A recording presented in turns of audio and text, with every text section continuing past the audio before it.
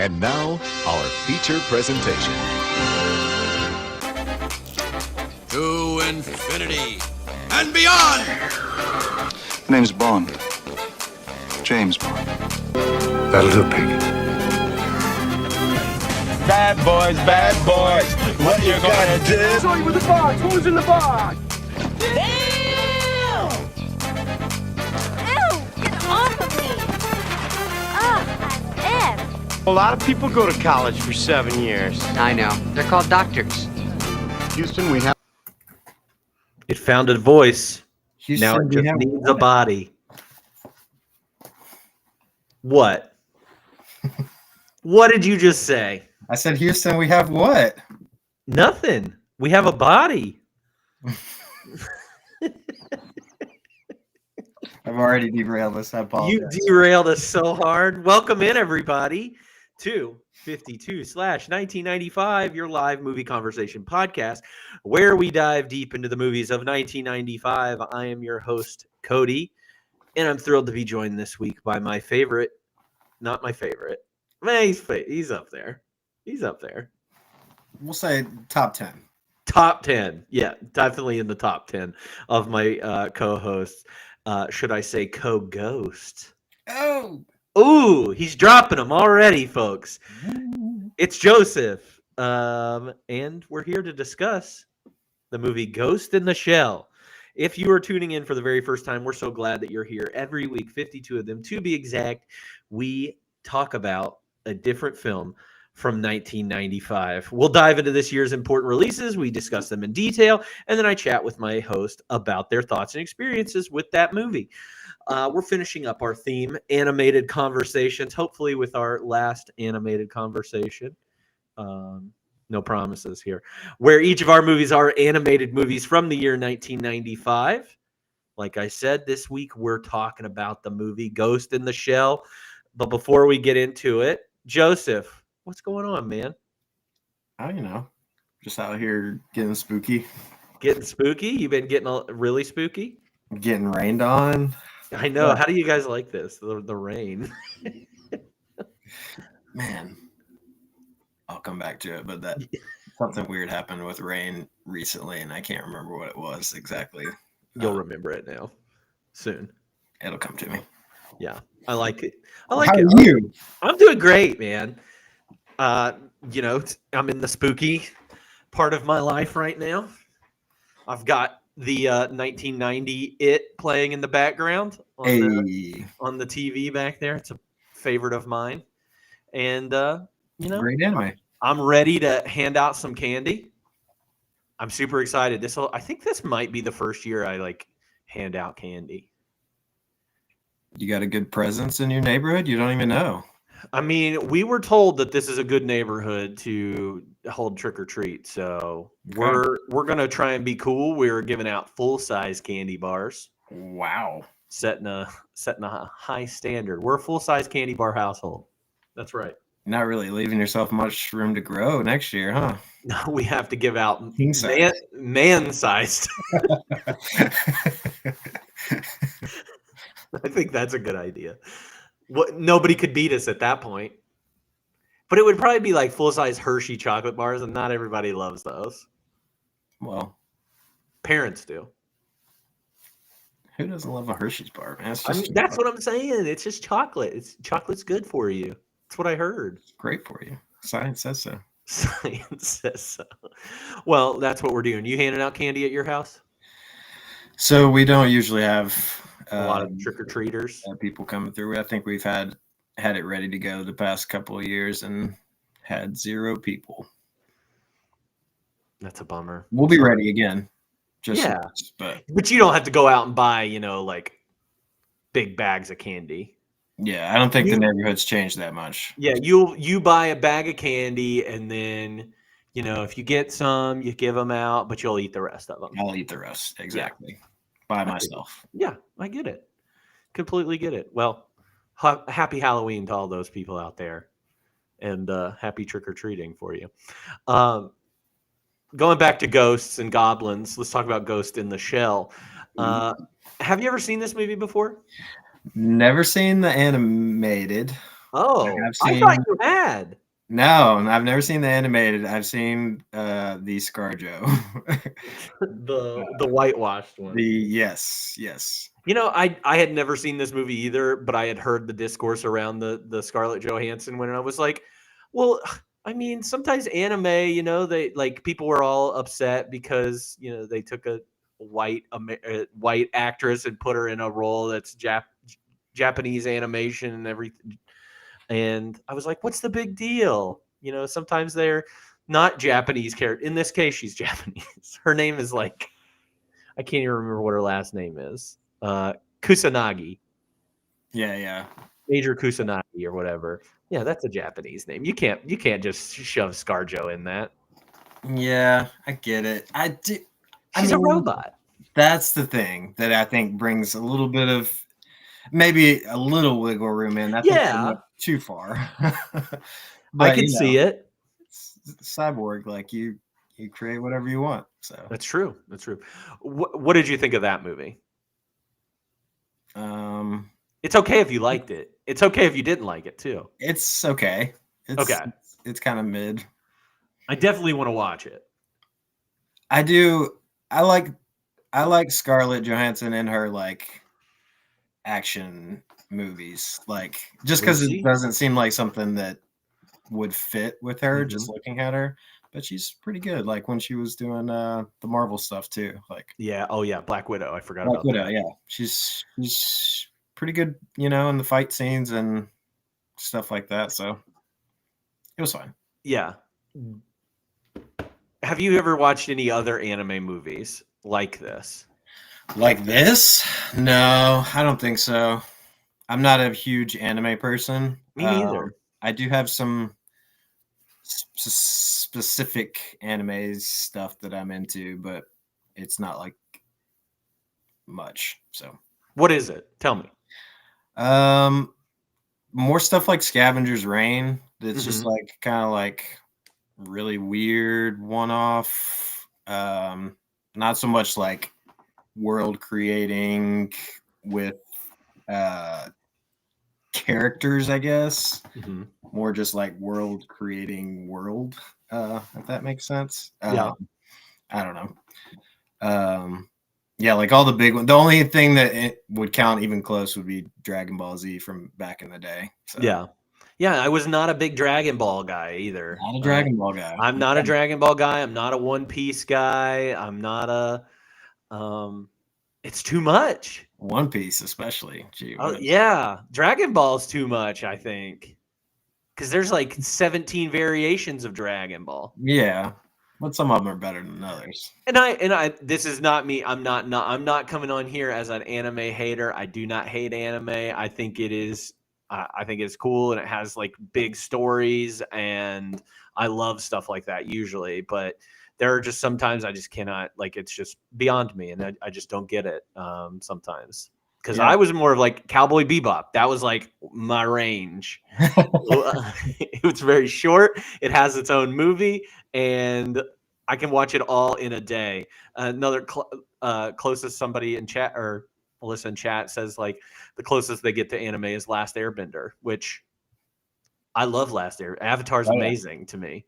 Legend of Korra is amazing. Love those. I just never really got into anything else beside this. So besides like Miyazaki stuff, like Spirited Away and movies like that. The Ghibli stuff is great. But yeah, nothing like this. And I know that there's a lot of this kind of genre out there. Like the sci-fi, very hard sci-fi. This one's more on the philosophical side, I would say. And does it compare to the live action, or is the live action more action? I think the live action was more action, best I remember. It has been a really long time since I've seen that. I think I saw it when it first came out, which was probably late aughts, maybe something like would that. Be my guess. But best I remember, it still has, you know, the questions and the themes there of like identity, what humanity means, all of that. But it was more like actiony.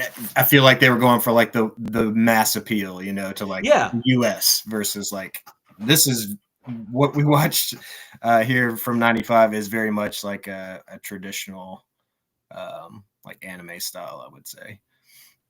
Yeah, I think when I was anticipating this movie, you know, I could have put movies like Balto on this or that we were talking about last week. There was a big uproar about Balto not making the list. But, I mean, when you have a year where Toy Story comes out, Disney puts out, you know, Pocahontas as their big animated movie of the year, and then I get to choose a Goofy movie, which is one of my favorites. There's not a lot of room, but I did want to put this one in, even though I fudged the numbers a little bit on this. So let me talk about that. So again, our movie's called Ghost in the Shell. Came out October 18th, 1995. Actually, it didn't. It technically came out in the U.S. in March of 96, and usually I go by U.S.-based releases, but this isn't. It comes up on all the lists, so it was released in Japan in 95. So Balto got bumped, and this is a 96 movie. Yeah, I messed up. I didn't, but I want. You know what? Screw you guys. You're gonna get roasted in the chat. I'm gonna get roasted in the chat. Screw you guys, man. This movie was directed by Mamoru Oshii, and if I say these names wrong, sue me. It was written by Kazunori Ito, based on the manga by Masamune Shirow. The cast, which one did you watch? Did you watch the dubbed or the subbed? Dubbed. I did too. Even though I didn't even cross my mind that there were both options. I just kind of went to the first thing I found. So I feel like I'm cheating even more by not watching the subbed version, but I watched the dubbed version. But I'm gonna like subbed better. Yeah, I just didn't think about it this time. There's also an updated. We'll get to it. Motoko Kusanagi plays that's the name of the character. That was played by Atsuko Tanaka. Batu is played by Akio Atsuka. The puppet master is Iyamasa Kayumi, and Tagusa is played by Koichi Yamadero. Wow, Japanese is rough for me. I went for it. I love it. I did. And the synopsis for this movie: in this Japanese animation, cyborg federal agent Major Motoko Kusanagi trails the puppet master, who illegally hacks into the computerized minds of cyborg human hybrids. Her pursuit of a man who can modify the identity of strangers leaves Motoko pondering her own makeup and what life might be like if she had more human traits. With her partner, she corners the hacker, but her curiosity about her identity sends the case in an unforeseen direction. I didn't hear the cast say them again. No. No. Won't be doing that again. This movie had a budget of $3 million with a box office return of $10 million. It is very highly rated. This is probably one of the highest rated movies of this year anyway. It comes in at Rotten Tomatoes at 95%. IMDb has it at 7.9. Letterboxd has this at 4.1 out of 5. Pretty high scores there. Roger Ebert liked it. He gave it 3 out of 4 stars. He said the ghost of anime can be seen here, trying to dive into the shell of the movie mainstream. But this particular film is too complex and murky to reach a large audience. I suspect it's not until the second hour that the story begins to reveal its meaning. But I enjoyed its visuals, its evocative soundtrack, and its ideas. I like that. I feel like that's a good review. I like that. Joey O'Brien of the Austin Chronicle hated this movie. He gave it 1.5 stars out of 5. He said, ultimately, Ghost in the Shell remains a hard sell with sluggish pacing and sloppy storytelling, effectively smothering the strengths of this lackluster effort. Hard shell, you said? Hard sell.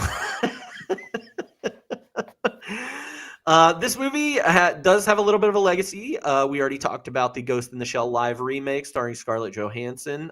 It does have a remastered version called Ghost in the Shell 2.0 with some updated visuals and some sound stuff, updated soundtrack stuff too. That came out in 2008. That was one that I really wanted to go back and try and watch. before this, but I didn't have the time. And then there was a non-canonical sequel called Ghost in the Shell 2: Innocence, or Innocence. But again, non-canonical, but kind of set in the same universe anyway. And then also this movie went on to influence lots of movies in this realm, but mainly the biggest one is The Matrix, which takes a lot of things from this. Like the Wachowskis themselves were like, I want to do that in real life.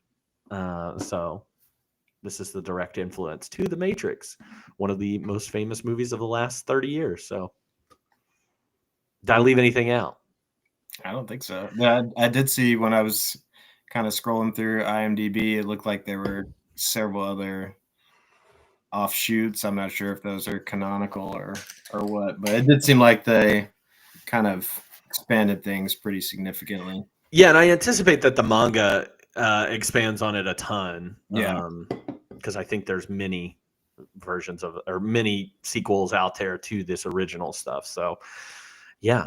How does one get the green light for a non-canonical sequel? I don't know. Ask all those people that did all that Star Wars stuff. All those Star Wars books, all those Star Wars books, the books that came out, that they're, you know, until Disney bought it, they were just kind of like, it still comes off as like fan fiction almost, but there's so many of those out there. So I don't know. You can write anything you want. If you wanted to write some Ghost in the Shell fan fiction right now, go for it. We could really do some stuff. We could do some damage in the Ghost in the Shell universe. We could put so much more clothes on people. We could take so much more clothes off of people. Both. We could do both. Whatever you want. It's a lot of like the clothing is optional in this movie. For the women. For the women. Yes, definitely for the women. Chat is the ghost in the 52/shell. Yeah. So true. So true. I just spilled my beer all over a keyboard, so that's cool. Careful, don't touch it. Oh, it's on my work keyboard, so we're good. No problem. We're okay. All right, so let's dive into this week's movie discussion. Let's talk about some of the standout scenes that make this film memorable. I'm going to start with you. All right. I'm looking for a rag. Yeah, find something. Gosh, clean yourself up, kid. I think the first thing I had was down to the whole garbage day ordeal. There's a lot that happens before that, sort of like backstory wise, but that was kind of my first scene. I had that first assassination as my scene. Okay. Just because it introduces us to, you know, our main character and how kind of badass she is in that. I still did not really understand what was going on in that scene. I know that this tech guy was getting ready to defect and go to and work for another country, and they were like, no, not today. So he kills his interpreter, right? That's what it seemed like. Yeah. So, but that was cool. Yeah, it was confusing and cool. That's what I felt like a lot of this movie, and I feel bad for saying that I was confused for a lot of this movie. I mean, I do agree with, I think, Roger Ebert's take when he says like the second half of this movie is like where you get more of the story and a lot more of the explanation of what's going on. But this movie starts out and they're, you know, Section 6 and Section 9 don't like each other, and I don't even know what that means. Yeah. It's kind of dense lore that's just like, oh, here it is, and we're going to keep going. Yeah.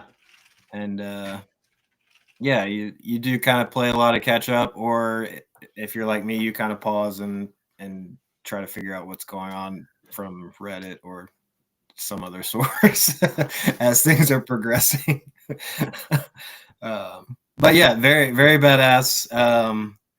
And you know, then also get right after that the kind of like opening credits with her getting a new body made, I guess is what that was, or I don't know.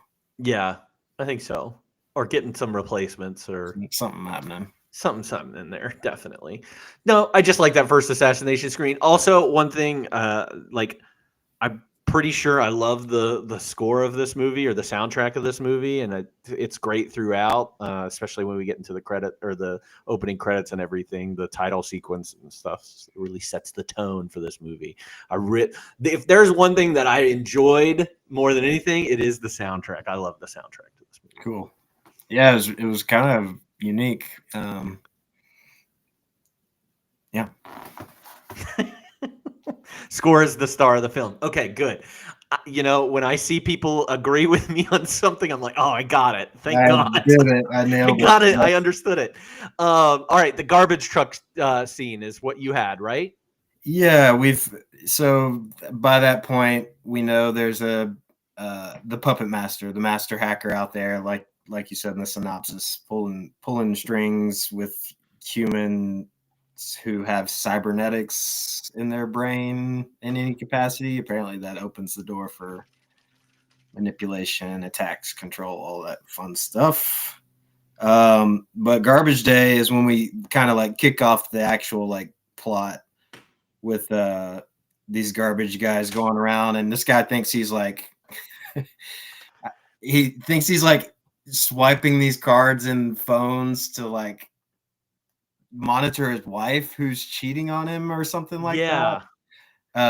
It's just this like farce that's going on, and he's actually like, I guess, creating access points for like the puppet master to get into the system. So it's kind of funny that like that whole like back and forth between him and the other garbage man was pretty comical. Was the other garbage man hacked as well? Did they say that he was?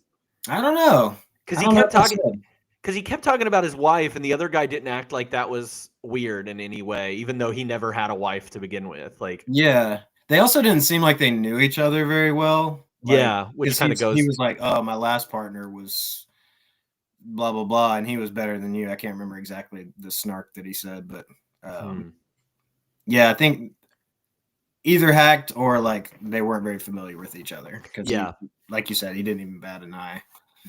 Which I felt bad for anybody that got hacked, like, and they lose all their memory of.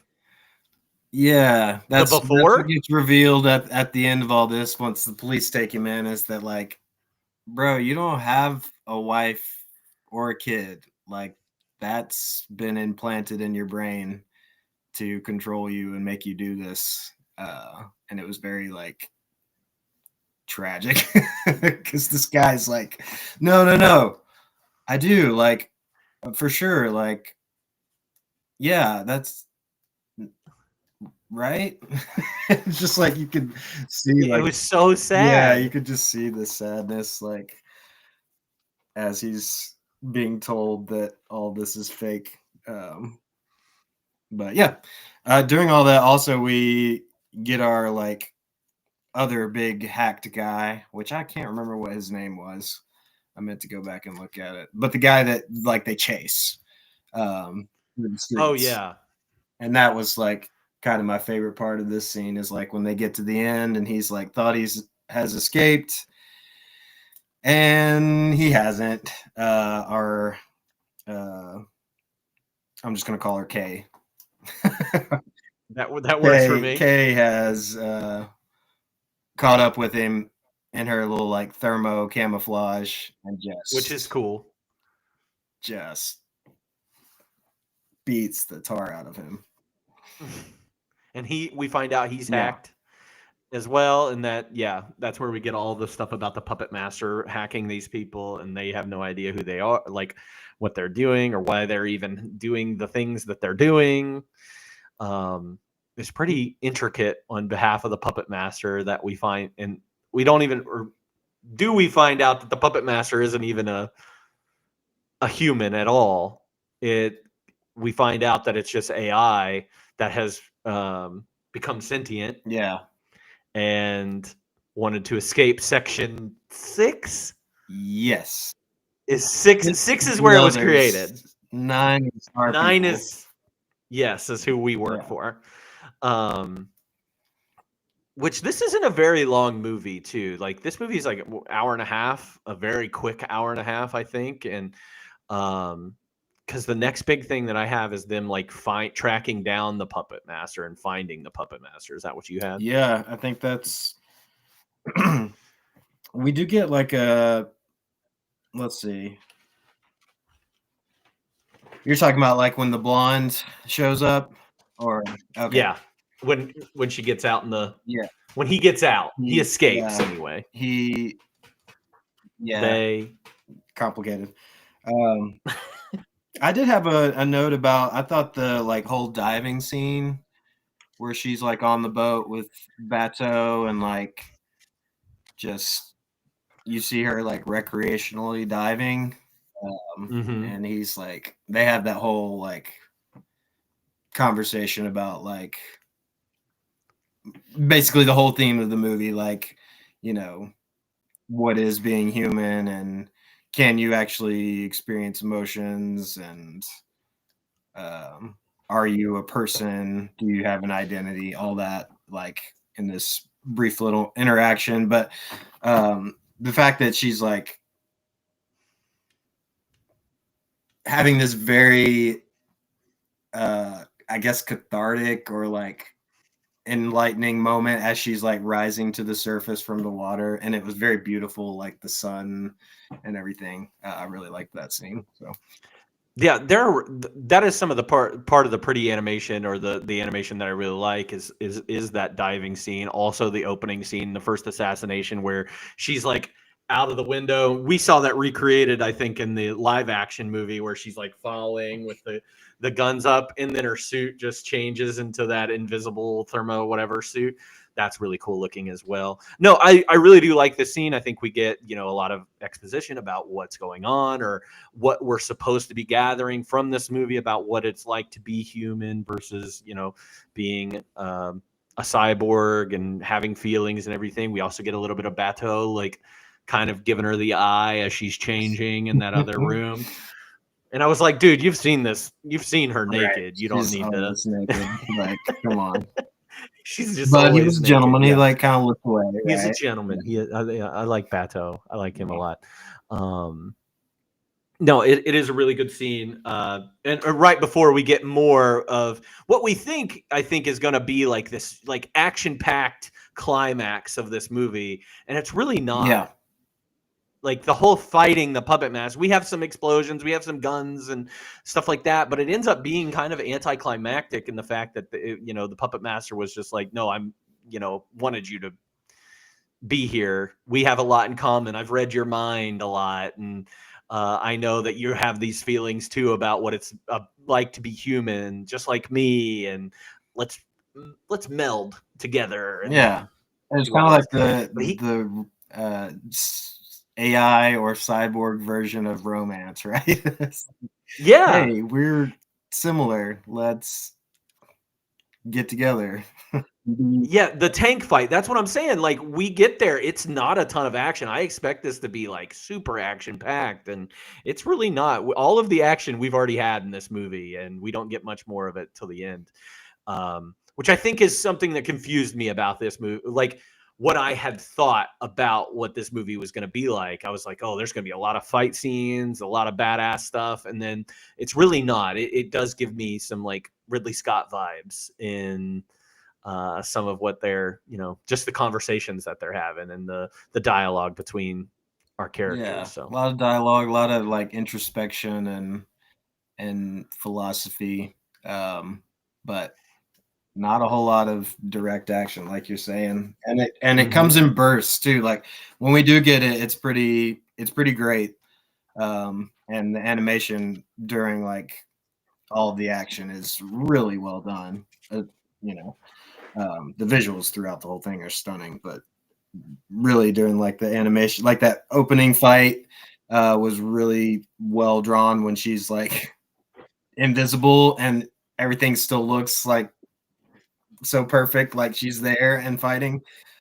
just kind of like green screened out almost. It looks great. And then Chat mentioned like the tank scene at the end too, like is very, very beautifully done. So chat, couple of people in chat saying that like the merging thing reminds them of gems from the Steven universe, the way the crystal gems merge there. I was thinking of Star Wars, the new Star Wars sequels, even though as much of them I don't really love, but like the whole Rey and Kylo Ren, like their whole mind melding thing too. This does come off very Kojima, Hideo Kojima from Metal Gear Solid, and that whole storyline and whatever it all means, because it confuses the hell out of me too. Basically, any video game that came from Japan, I like that are beautiful and don't understand any of the plot. Resident Evil comes to mind sometimes with that. Like its storyline gets a little crazy when you're just like, I thought this was a zombie game. Nope, not at all. That's what it feels like a lot. Lore, man. It's just the lore. What else you got? Although you were kind of down to where you were talking like the whole reveal of the puppet master and then the chase that ensues. I kind of just lumped all that together. It happened so fast. Yeah, it does. It happens really, really fast. And the end of this movie happens very, very fast. We've got them like deciding to finally merge together, and then Section 6 comes in to destroy everything, and we got Bateau like protecting her head, protecting neck, just enough just to keep them alive, and then he can like put her in a new body, and then he found one on the black market that didn't love that. Didn't love little that. Megan doll on the black market. Yeah, like put her in the body of a kid. Comes from the black market. Didn't love it. But that's why they call it the black market. That's why they call it the black market. They don't call it. Yeah, oof is a big oof. Fine there. But some people do. Some people know exactly what they're going to find. You got to have another body, you know? You got to. Yeah. Otherwise, it's all for naught. That's right.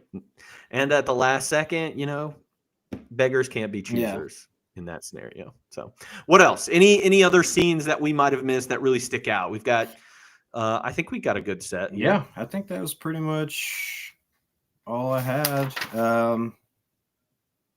Yeah. Nice. Who's your favorite character? Okay, I don't know his name, but it's the other cop, like the Tagusa. Yeah, Tagusa. Yeah, I had him as one of mine as well. I had Bateau as well. I liked Bateau. him. Like Bateau was full on hero mode. Like this whole story would not have happened without Bateau. Like I also wonder, and I don't know if you wonder this either, and if anybody in the chat can tell me if they watched like the dubbed version or the subbed version, if the voice acting was better in the subbed version than in the dubbed version. Because I think that's what took me out of our main character, like Kusanagi. Like I think that the voice actor for the English one was not good. Yeah, it wasn't my favorite. I don't think a lot of the American voice acting was very good. And which it rarely is.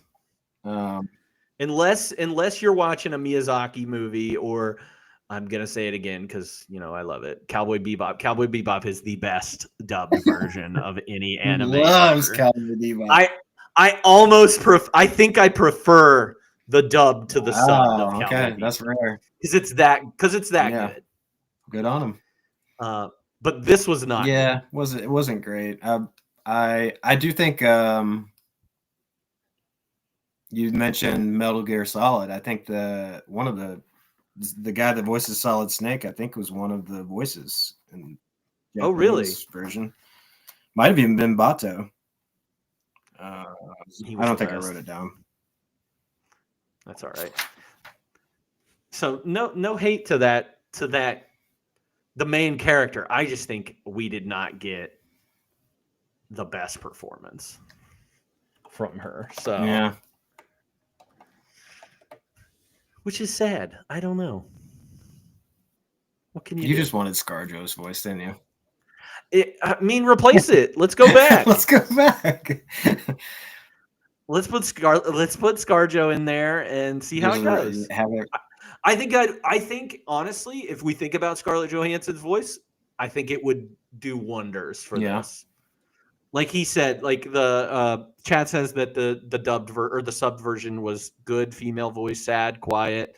I think that ScarJo could do that. Kind of like the Under the Skin ScarJo. Yeah.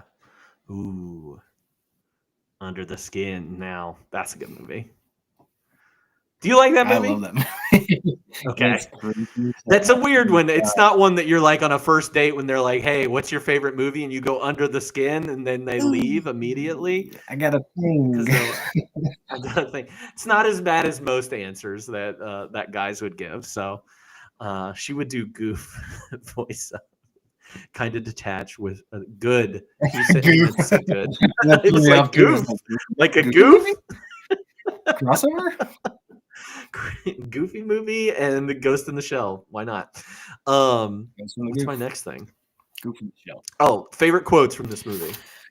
Lines that stood out. I just got a couple. There was a Same. lot of like pretty heavy expository blocks, which I did appreciate because, as we've already said, there was a lot to try and grasp between Section 6, Section 9, all of it. Who's who. There was a bunch of names I still don't understand. They said Mofa at one point, MOFA. Don't know who those people are. You sure it wasn't Bofa? Was it? No, I'm kidding. I was gonna say You can't do that. This is family friendly. This is family friendly now. Everyone knows. Okay, so I've got my few here, and then I'll let you do your thing. So this is between the Section 6 guy, not something. The main guy that comes in when they have the puppet masters, like Cyborg body, the blonde. And then Puppet Master like comes to life and starts talking or whatever. The Section 6 guy says, "There's no proof at all that you are a living, thinking life form." And then Puppet Master responds back, "And can you offer me proof of your existence? How can you, when neither modern science nor philosophy can explain what life is?" I was like, "Ooh, got him." Because truly, that is like one of the weird things about science is that you can't really prove your own existence to anyone. So the other one I had was between Puppet Master and Kusanagi. This was at the very end. You talk about redefining my identity. I want to guarantee that I can still be myself. And then the Puppet Master says, "There isn't one. Why would you wish to? All things change in a dynamic environment. Your effort to remain what you are is what limits you." That's not a convincing argument. All right. What else? That's all I got. Oh, well, I had the one about how can you, the explaining what life is.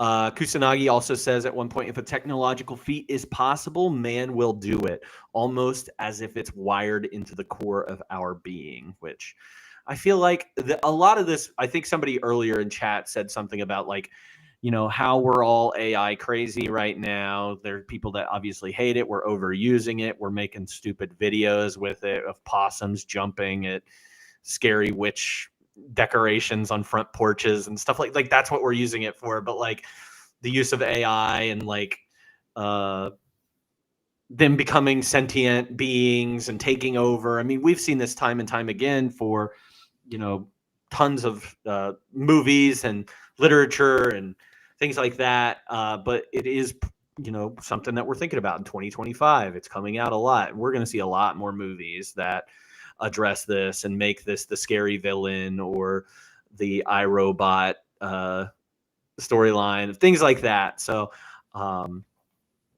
it was very prescient, I guess. And then Puppet Master at one point has this long bit that says, like, it can be argued that DNA is nothing more than a program designed to preserve itself. Life has also become more complex in the overwhelming sea of information. And life, when organized into species, relies upon genes to be its memory system. So man is an individual only because of his intangible memory, and memory cannot be defined, but it defines mankind. The advent of computers and the subsequent accumulation of incalculable data has given rise to a new system of memory and thought parallel to your own. Humanity has underestimated the consequences of computerization. Which I was like, damn, Puppet Master. You're really laying that out there, man. That's what this movie did to me. I did not rate this movie whenever I first watched it because I was just like, what am I supposed to do with what just happened to me? It's not anything that I haven't already thought about before, or, you know, but I didn't want to think about it in that moment. I just wanted to watch an action movie.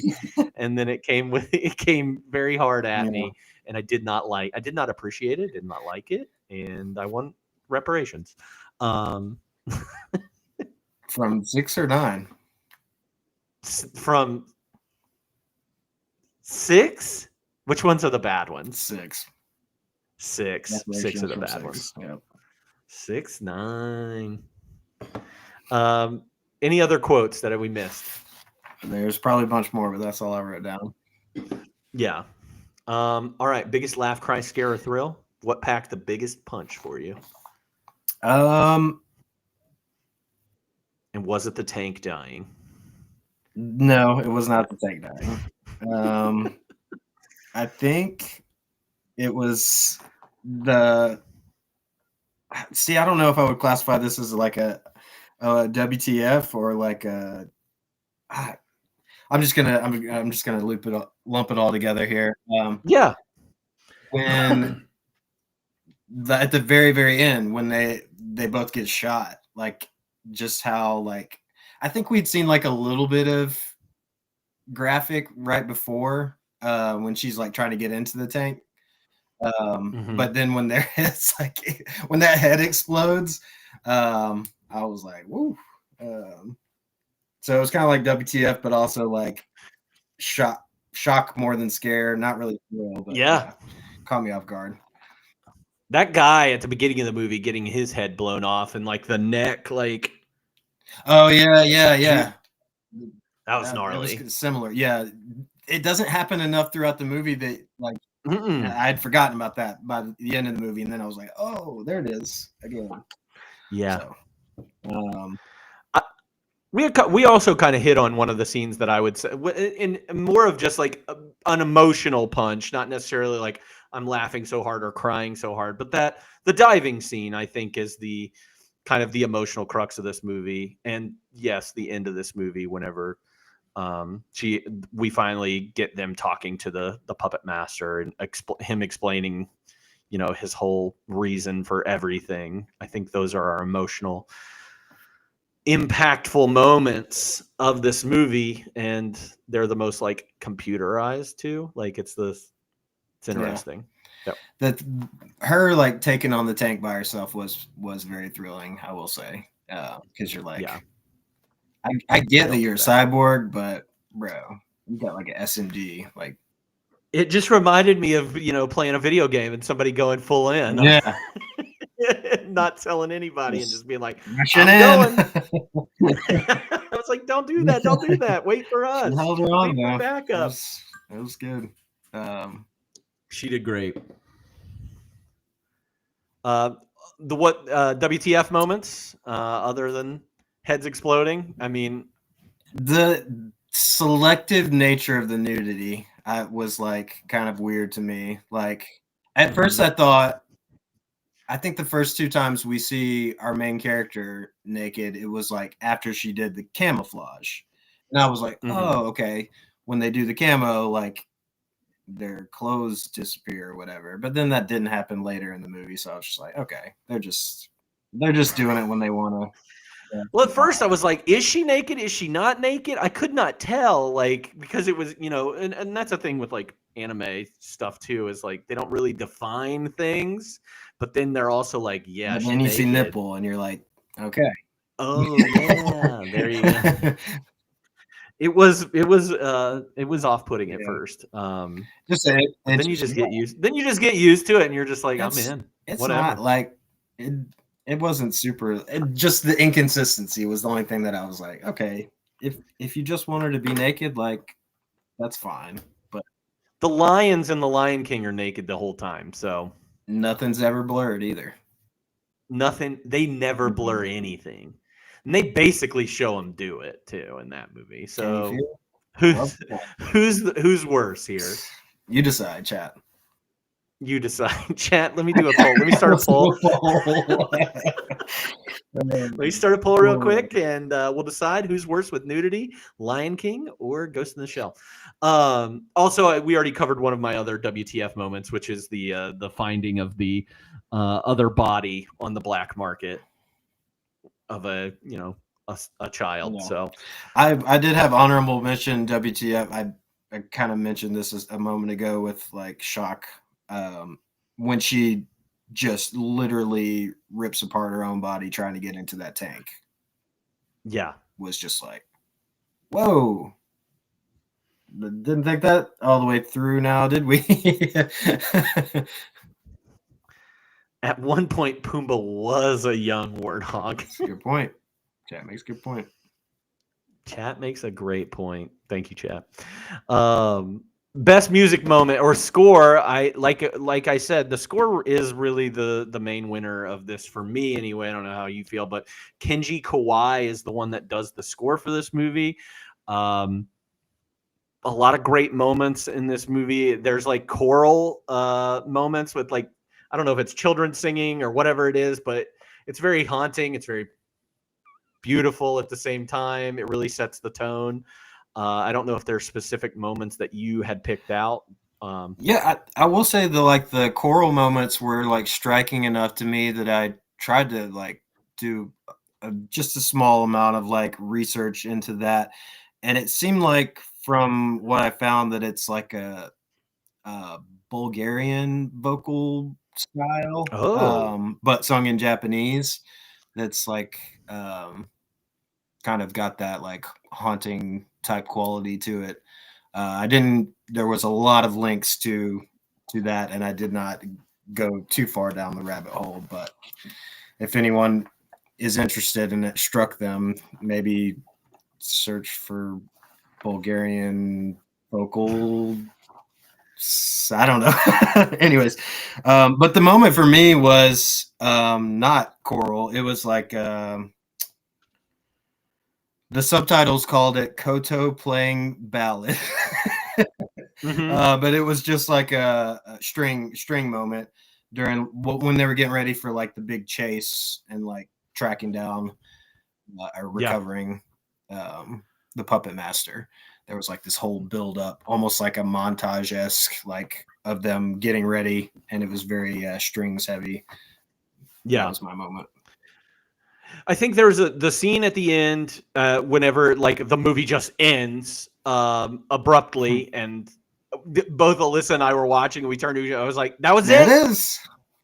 We're done." Like I thought we were gonna get so much more, and then it was just over. Like it was almost like a teaser for me, and I think that's why I didn't give it a score too. Was I was just kind of left wanting more. I was like, oh, now we're starting to get good. And now I'm starting to understand everything. And you cut me off. Gotta read the manga. Gotta read the manga, I guess. Gotta find out what happened to her. I hope that that young girl grows up to be an older cyborg so Batou can fall in love with her. I just need love. That's going to require another black market purchase, probably. I think so too. It's fun to find out that this guy who did the instrumental for this also did another or did the score for another series called Ranma, Ranma 1/2, or 1.5, or whatever it is. If you've never seen Ranma or know anything about Ranma, definitely look it up. It is like a comedy version. It is a comedy anime show where it's about a young boy and his grandfather who get cursed that whenever they are in hot water, the boy turns into a girl, and then the grandpa turns into a giant panda. And it's very fun. And I think Netflix remade it a couple years ago. So he also did the soundtracks and score for those too. I have a little bit of anime knowledge. A little bit. And I imagine, panda and girl get into some stuff. And you want to talk about like weird nudity? Oh, that show's got weird. The panda? Oh, the panda's naked always. The panda what? The panda's naked always. Gosh. But yeah, it's check it out. It's on Netflix. Is that Ranma? Yes, Ranma. Alyssa liked it. She watched it. She thought it was funny. Not a bad sell. Not a bad sell. No, okay. So like I said, I think the ending thing, and then I think there's a section in the diving scene where they're just like, they like pan up to the sky. There's a lot of like just parts where it just like focuses on the skyline or the sky at some points, and that's when the music really cuts in. I think those are the moments that really stand out to me. So, all right, are you ready for some fun F, Marry, Kill? Yes. All right, good, because I'm excited. We've got two of them for you. Your first selection is Hal from 2001: A Space Odyssey. Yes, Hal 9000, The Puppet Master, and Ultron. Ooh. Feel free to play along in the chat if you know who those people are. Hal 9000 from 2001, The Puppet Master from Ghost in the Shell, and then Ultron from Avengers, Age of Ultron. I think there's an easy marry, because I think the Puppet Master was like not so much evil and just kind of wanting to be a human. Now he did erase memories. Implant new memories. Manipulated. Yes. But yeah, I think that's my marry. You're going to marry the Puppet Master. Okay. The pursuit of human rights or human dignity or identity. I think I can get down with that. Hal, I think, is my F, just for the voice. And then I think I kill Ultron. Open the pod bay doors, Hal. It's just slow and deliberate, it just gets me. That, Dave. It gets you riled up. I can't do that, Joseph. Hold on. Stop that. Stop. I think I agree with you, because I do think that Ultron is very murdery, and he is the most murdery of the three. I don't think Hal's like super murdery. Yeah. But okay, now he ain't wrong. Chat ain't wrong, okay? Because Ultron's the only one that really has the body. Well, Hal is the only one that doesn't have a body. You're just like sticking it anyway. But I think we're beyond the point where the body's needed at this day and age, right? You're just looking for a relationship. It's all up here, like a planet. Like a planet.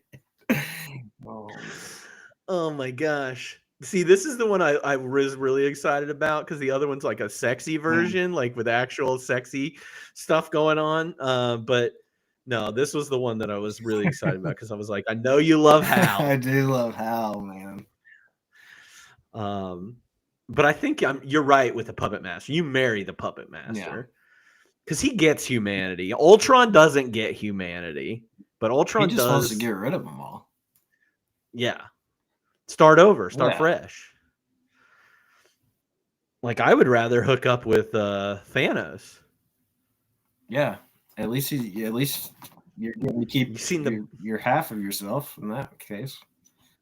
You see the cake on Thanos? On his face.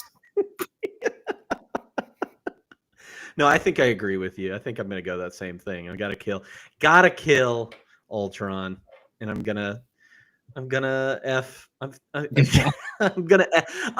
Hal because who knows what Hal is capable of. I think he could come up with something. Okay, I will. Chad has brought up an interesting point from Ghost in the Shell that we did not mention, and I think that goes in favor of any potential cyborg. The fingers, bro.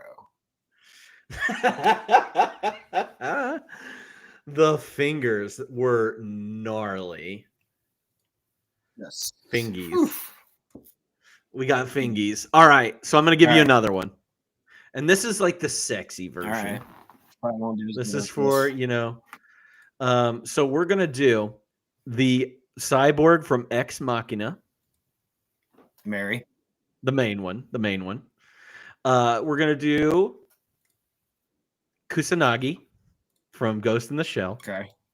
So our main character. You can choose whether it's Scarlett Johansson from the live action version. I'm thinking more the cartoon version, but if we need to put ScarJo in there. And then Joy from Blade Runner 2049. I didn't see Blade Runner 2049. Who's Joy? It's Ana de Armas. Oh, dang. Ooh, curveball. Because I thought that was. But if you didn't see Blade Runner 2049, you wouldn't. I mean, I can still. I mean, you're going based on looks. You're not getting the full character. Well, it does. I don't think there's anything that Joy can do to top my girl from Ex Machina. So we'll just stick with Mary, and then I just have to decide which one to kill, because F is fine on all fronts. I think probably it's gonna be great. Fingies, dude. Fingies everywhere. Let's see. I'm trying to remember. Okay, I'm gonna kill Joy, just because I don't understand. You don't really know her. I don't even know her. You don't even know her, bro. I get that. Now tell me the correct answer, since you have the knowledge. I don't. No, I think I marry Joy. Oh, okay. Yeah, I think I marry Joy. I should have said like her or something. Have you ever seen her? Yeah, that's one of my pairing spoiler. Oh, but bad. No, I think I marry Joy. I think I murder Ex Machina. She's gonna kill, bro. She's a killer. Just to get out, they got her in a cage. It's not like she's. If you were the band The Killers and you were coming out of your cage, you'd be doing just fine.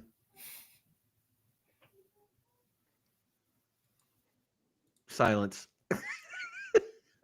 And then I think I marry. I marry Joy. I F Kusanagi, and then I kill the Ex Machina girl.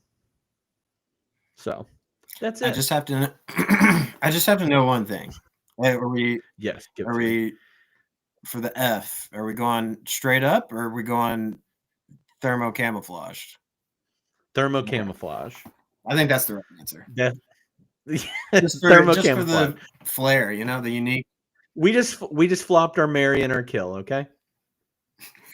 And that's all it is. It's just we just flipped it. We flopped. Don't worry, I'll do some research into Joy and I'll get back. Please do. If you haven't seen Blade Runner 2049, please go watch it. It's okay, and especially for score. Yeah, that's a movie. All right, that's a movie. Who do you think gave the best performance? And if it might be different for some of those people that watch the subbed version. Yeah, I think Bato's my selection. That's my guy, Bato. That voice actor was the best, I think, in delivering it. So, did you do any recasting for this? I got nothing. It's kind of hard. It was very hard. Like, it's so hard. I don't really know who's in the voice acting game. If you could, okay, let's do a live action recast, just off the cuff. Just off the cuff. What are you going to do? For... I'm probably thinking Scarlett Johansson for. Ooh, that's a good idea. I like that. Scarlett Johansson, Kusanagi. I think that's perfect. About I'm trying to think of Japanese actors and actresses. Nobody's coming to mind, man. Help me out here. What are you thinking? I'm thinking, okay, so because I watched Shogun this year and I was raving about it, I was going to say the girl that played Lady Mariko in that movie, Anna Sawai, the main girl in that, she's got to be my main. Or what about the girl from Past Lives? You think she could do an action movie? Greta Lee? Yeah. Greta Lee, you think she could do it? Probably. What did I just see her in recently? She was in She was in Tron. Yeah. Tron. She was in the Tron movie. Yeah, that's an action movie. She was action adjacent. Yeah. She didn't really do like anything super crazy. Yeah. There's that girl from who's I don't know what The Eternals. The main girl. I'm not sure. Yeah. That's her heritage. Gemma Chan. That's her name. Cersei. Yeah. She could be a good. Yeah. She's gorgeous. Yeah. Which I badass. Unfortunately, like that's the qualifiers, right? A badass and beautiful. A badass and beautiful. Yeah. We just don't have anybody out there that can, have their thermo camouflage stuff like just ready. Man, just think about how much thermo camouflage stuff they could do today. I mean, it's pretty much out there. It exists. Who could be a good Bato? If we don't cast, I mean, he's got blonde hair. Yeah. It just seems like a Street Fighter character, you know? He does. He seems like Guile. Yeah. That's like.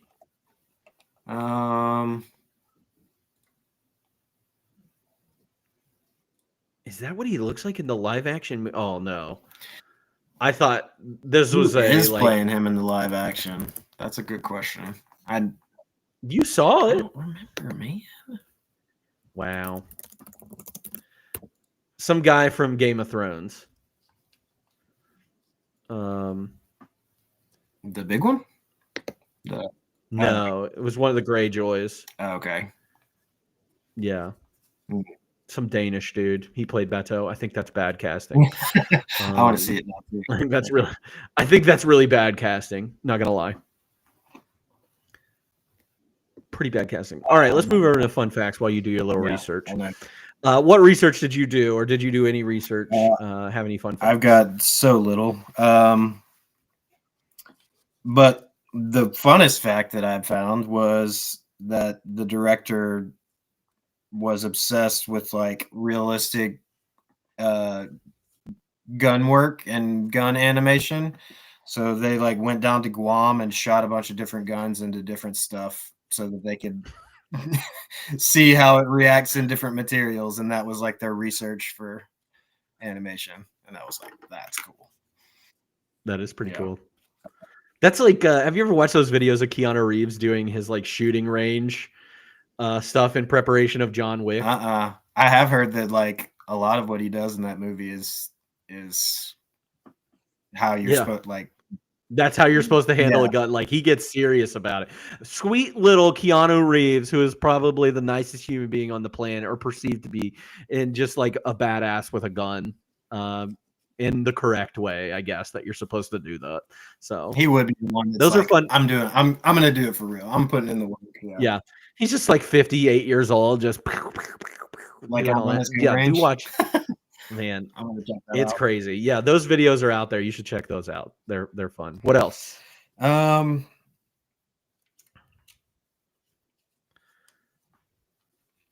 There was.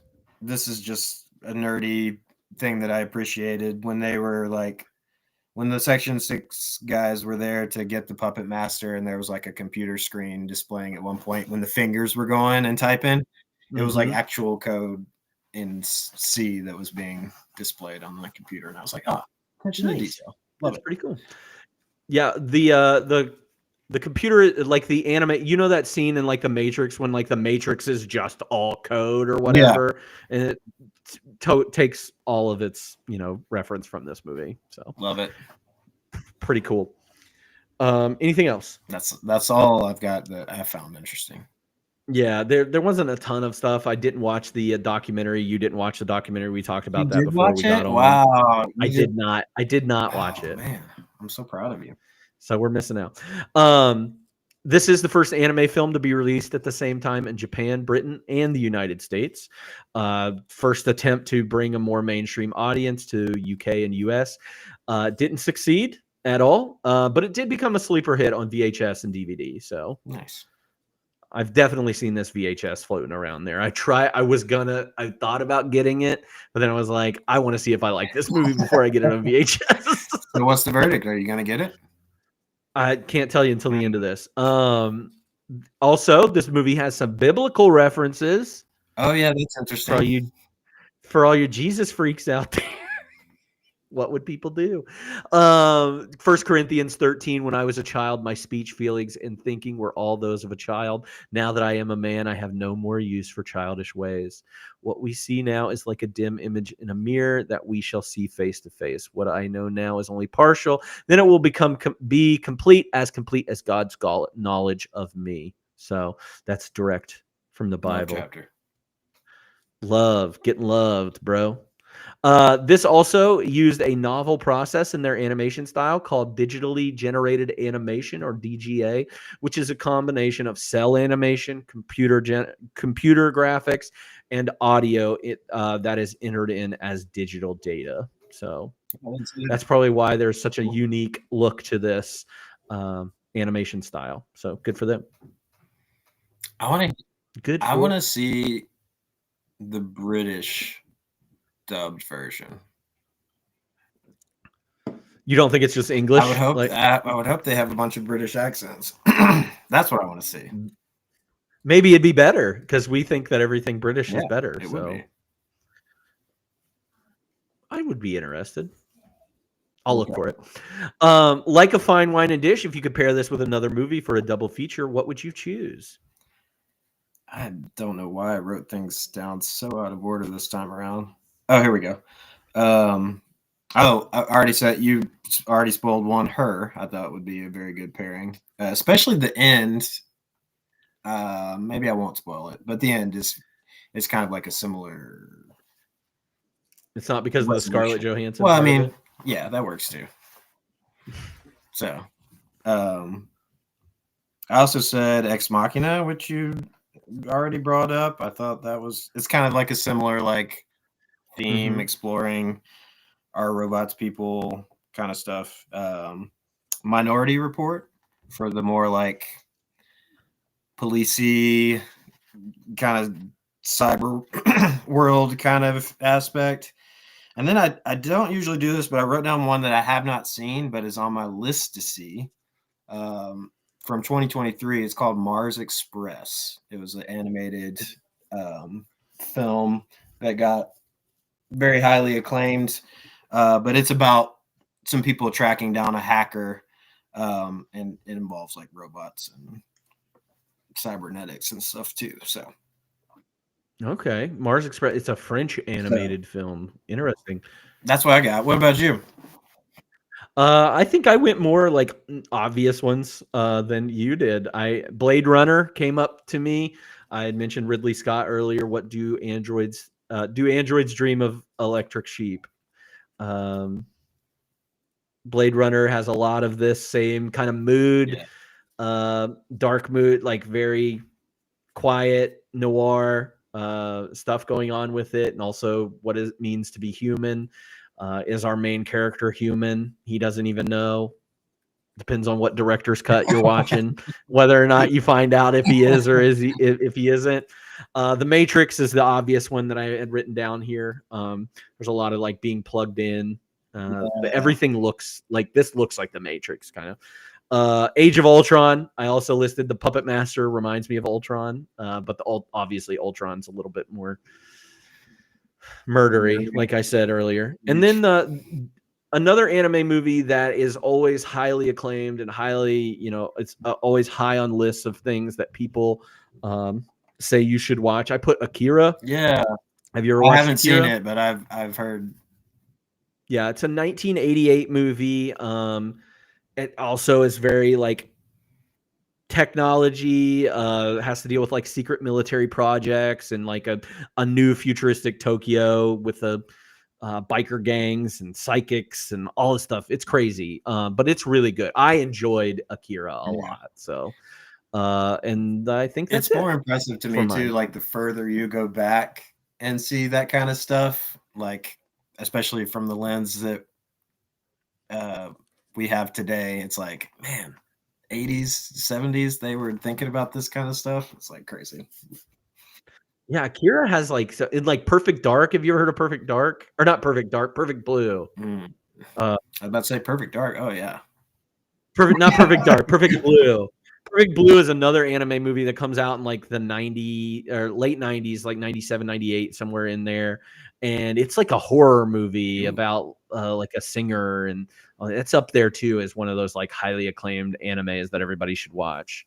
You can do that for your horror month. I can do Perfect Blue for my horror month. You're right.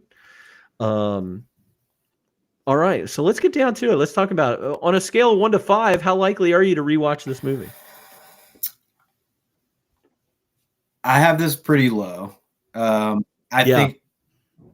I think there's some beautiful like visuals for rewatch.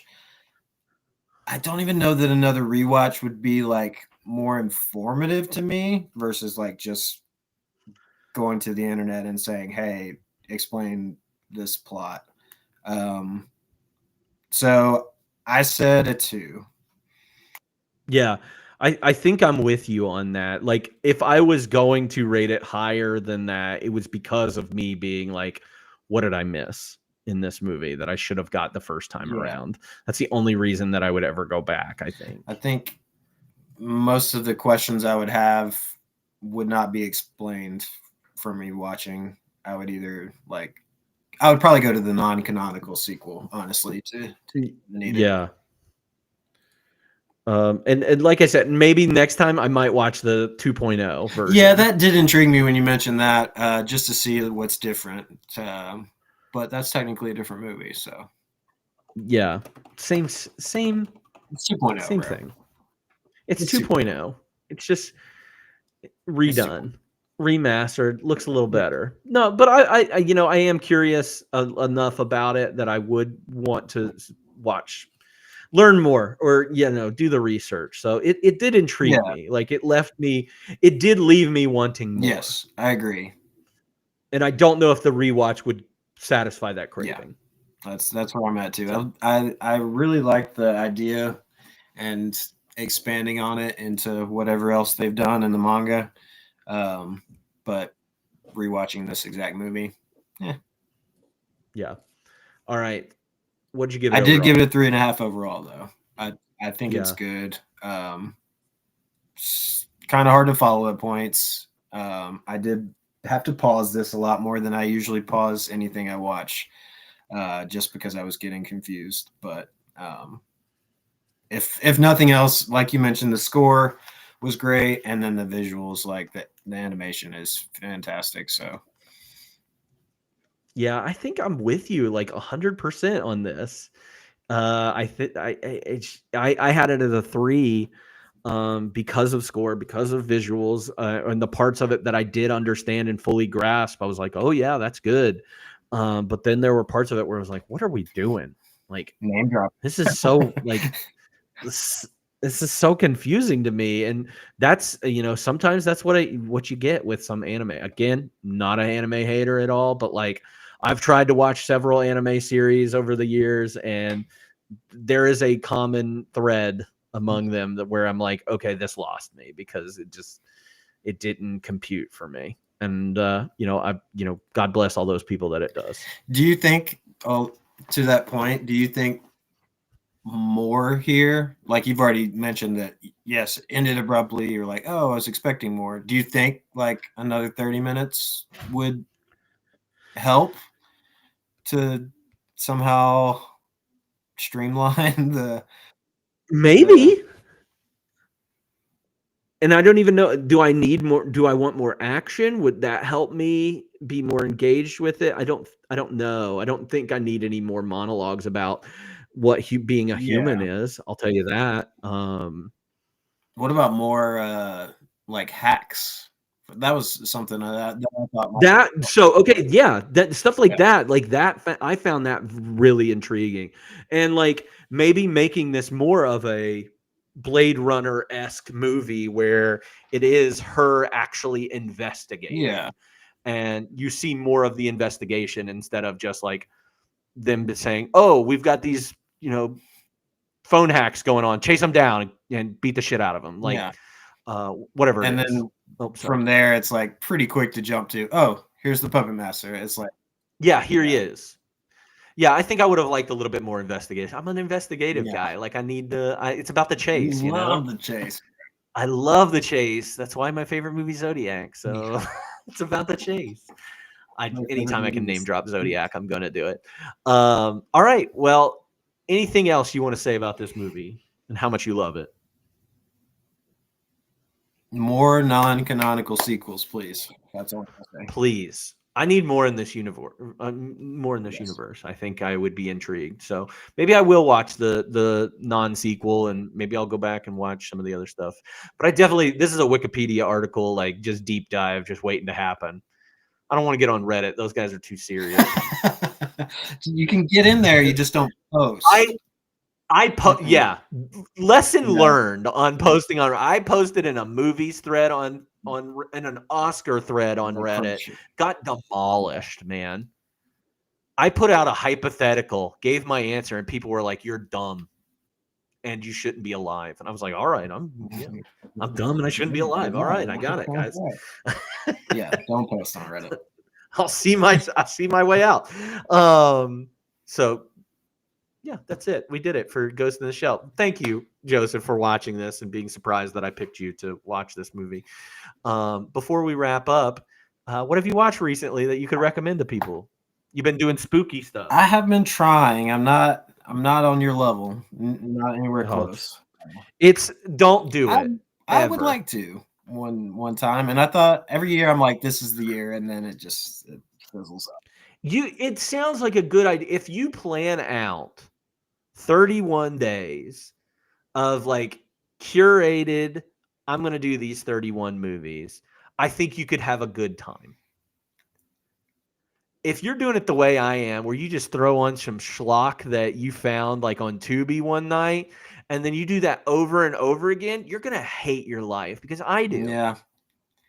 To your point, I have a couple of times that I feel like I was gathering steam. I've just watched some terrible movies, and it's like, watch some stinkers. But there have been a couple that I've seen that are recommendations or adjacent to that.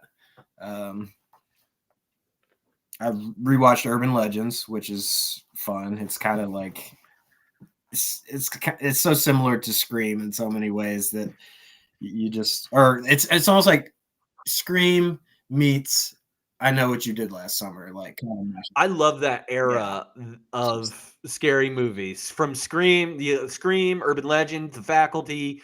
I Know What You Did Last Summer. Like, I love that generation. It's a fun generation. Slasher where I at least get misdirected a few times about who's killing who, and I'm okay. So that was a fun rewatch. I don't think I've seen it in 10 plus years, but I saw The Invitation for the first time. It's on my list. Which is there are two. One from a few years ago about a bridal party, or I watched the old one, the good one, if you will, for the first time, and it was good. I liked it a lot. I like that guy, Michael. I don't know his name. Anyways, I also saw one movie that is newer on Hulu, I think it was, called I See You. It was kind of like a horror thriller with some misleading stuff along the way, and it kind of turned into something weird, but still worked somehow. Helen Hunt's in it, which I haven't seen her in a long time. She wasn't great, but anyways, it was worth watching. The only other thing that I would say is a recommendation is the new Tron movie. It was pretty good. If you're a fan of Tron, I thought the new one was good. Yeah, serviceable. Yeah. Had some good stuff in it. Had some really cool visual stuff. Is it better than Tron Legacy? I've only seen Tron Legacy once in theaters. I don't recall loving it super. Instinct is yes, maybe a little. I don't love Jared Leto in most things that he's choosing these days. He looked very cool. His character was very cool. But yeah, there's like some really cool fight stuff and a lot of striking visuals. So yeah, it's enough. It kept me entertained. That's all you can ask for. What about you? The only thing, well, like we're still watching horror movies for the month, and it's been a bit of a slog. I watched a movie called a French horror movie called The Grapes of Death. Did I talk about that the last time I was on here? Grapes of Death? I don't think so. I think you did mention it.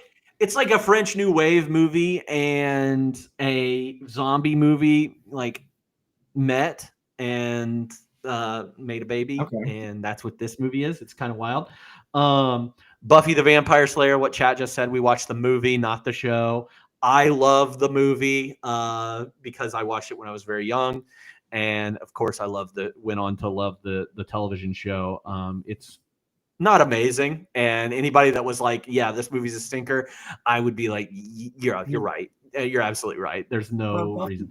I watched Ty West's one of Ty West's movies. Of course, he's more famous now because of the X trilogy, X and Pearl and Maxine. But he did a movie that was like a send up to other 70s Alone in the House movies called The House of the Devil. That was pretty solid. A couple movies did surprise me though. A Significant Other. Have you seen that?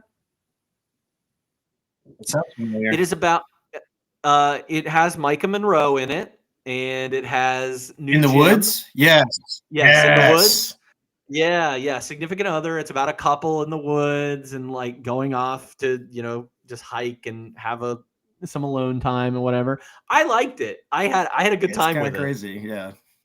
It gets a little crazy. And then today I watched my one of my staples from every spooky month is Trick or Treat, which I think is so fun. I love a movie like Trick or Treat or Creep Show that just gives you little vignette stories. I love that. And I think Trick or Treat is up there with one of the best Halloween time movies, specifically on Halloween. So those are the ones I watched.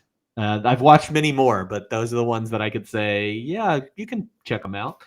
If you want. I do have a on the spot question, and maybe you can answer. Maybe you can't. What's the worst one you've seen this year? Oh, okay. The worst one I have seen this month. Or it doesn't. I'm not going to hold you to it. No. I've got an answer. I'm just making sure that that's the answer that I'm going to go with. Is Children of the Corn. Children of the Corn, okay. Children of the Corn is bad, guys. Like, I love Stephen King. Castle Freak was not great either, but it is better than Children of the Corn. Children of the Corn has no excuse being as bad as it is because it has like name actors in it from the early 80s. It seems like everybody was just riding the Stephen King train at that moment. Children of the Corn might have even came out the same year as Christine. And Christine is about an evil car, and that movie is great. I love Christine. It is about an evil car, like a sentient car. That movie's great. Children of the Corn sucks.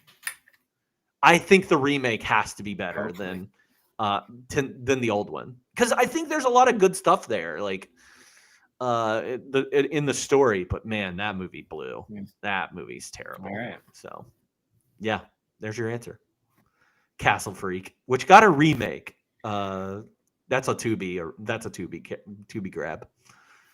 So pretty good. If you want more recommendations or you want to talk to us about movies, join our Discord server. You're always welcome to do that. And you can also find the links to our Instagram and my Letterboxd account, so you can check out some of the movies that I'm watching and rating. We'll be doing this all the time, so feel free to follow. Next Sunday, we are starting a new theme. We're out of our animated movies for the month. And this month is a bit of a grab bag. We're calling it Something for Everyone. I don't know who that everyone is or whether anybody would really like these movies. But basically, we're just jumping genres all over the place.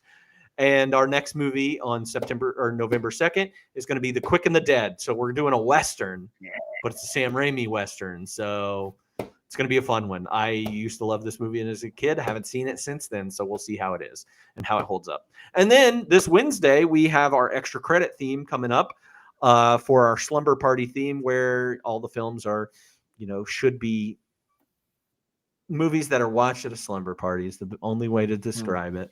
So we're watching Babysitter's Club, Gold Diggers, The Secret of Bear Mountain, It Takes Two, and A Little Princess. That pod will be Wednesday, October 29th at 6 p.m. And then, of course, we're not doing anything for Halloween, so go scare some people with your creepy costumes. That's it. That's all I've got for you. So stay spooky. Go watch the movie It. And wear your PJs on Wednesday. Wear your PJs on Wednesday so we can. Ooh, that's a great idea. I'm going to get PJ'd out. You better be wearing PJs. Okay. I'll be wearing PJs, definitely. So thank you so much, everybody. Thank you all for tuning in. We'll see you next time on 52/1995. Roll that beautiful bean footage. What a year, what a time. Big screens, dreams, a movie rewind.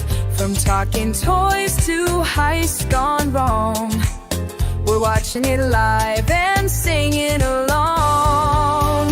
52/1995. Grab some snacks, we're going live. Action, drama, comedy gold. We're reliving the stories told. One movie a week, all year long. Let's roll the tape.